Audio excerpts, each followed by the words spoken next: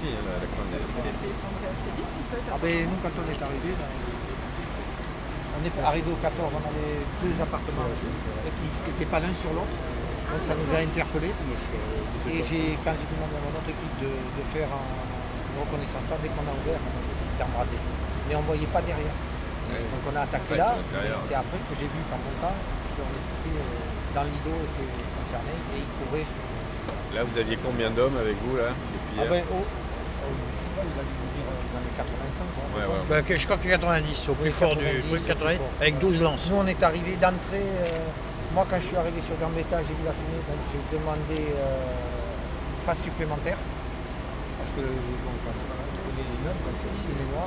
Donc là on est arrivé à 4 engins normaux. Et après, derrière il y avait 2 engins en plus. Et après j'ai demandé, enfin en même temps j'ai demandé la chaîne de commandement. Et après on a les roues. Voilà.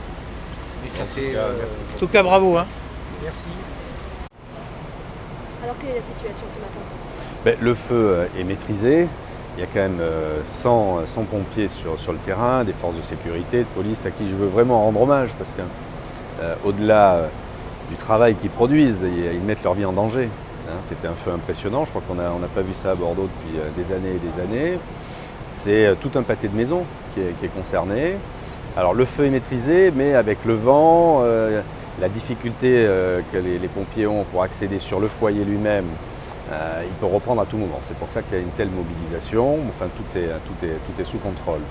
Nous avons pu héberger une quinzaine de personnes dans des hôtels. S'il y a besoin d'un hébergement plus prolongé, nous le ferons. Normalement, c'est 3 jours, mais nous le ferons. Moi, je prendrai toutes les dispositions pour que les gens soient logés. Nous avons accueilli au CAPC d'autres personnes. Depuis hier soir, c'est un point de ralliement, un point d'information, parce qu'il y a aussi des gens qui n'étaient pas sur place et qui reviennent au compte-gouttes et qui veulent rentrer chez eux et qui découvrent ce désastre.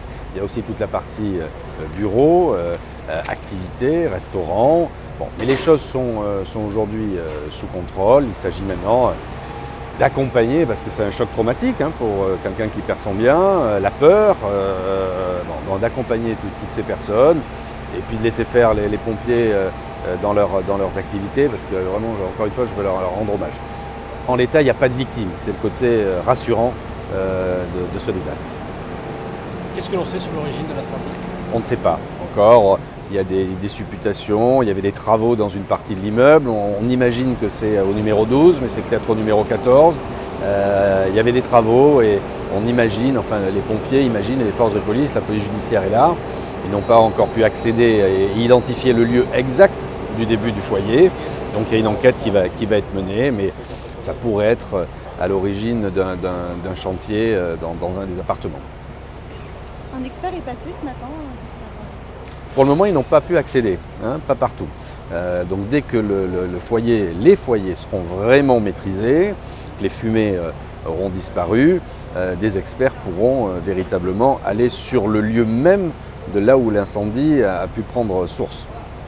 On ne sait pas s'il y a un risque d'effondrement. L'effondrement, il a déjà eu lieu à l'intérieur. Les façades, elles ne bougent pas en l'état. C'est qu'à l'intérieur, il y a 2 ou 3 bâtiments où tout s'est effondré à l'intérieur par la chaleur, autant par le feu que par la chaleur. Et les corps d'immeubles se sont affaissés, se sont effondrés. Là, il n'y a pas de risque d'effondrement sur la chaussée. Non. Pas de risque d'effondrement En des l'état, façades. il n'y a pas de risque sur les façades. Il y a un périmètre de sécurité. Les mesures avaient été prises pour couper électricité, gaz et tous les réseaux. Et il y a toute une partie du quartier qui a été réalimentée depuis quelques heures et au fil de l'eau, l'alimentation reviendra et en électricité et en gaz. Mais en l'état, il n'y a pas de risque d'effondrement des façades, mais il y a un périmètre de sécurité qui, bien évidemment, a été établi. Pourquoi n'êtes-vous pas vu?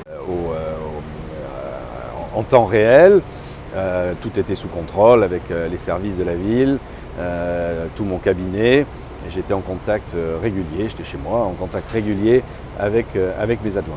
Il y a eu 2 grosses heures de flottement concernant la prise en charge des sinistrés. Qu'est-ce qui s'est passé très concrètement? C'est des moments quand même assez particuliers. Hein. On n'est jamais assez préparé à ça. Donc c'est vrai qu'il y a eu un petit temps où il a fallu ouvrir le CAPC, diriger les gens vers le CAPC. Les forces de sécurité qui étaient sur le site et qui sécurisaient et qui nous demandaient un périmètre de sécurité. Voilà, tout ça se fait un peu dans l'émotion, la crainte, la peur et des gens choqués. Et les services même de pompiers, de police, de sécurité eux-mêmes choqués. Bon voilà, donc pendant quelques minutes, une bonne petite heure, ça a été compliqué, mais tout est rentré dans l'ordre très rapidement avec l'ouverture du CAPC, la prise en charge des personnes qui n'avaient plus de logement et qui ont été logées. Tout ça a été très vite sous contrôle.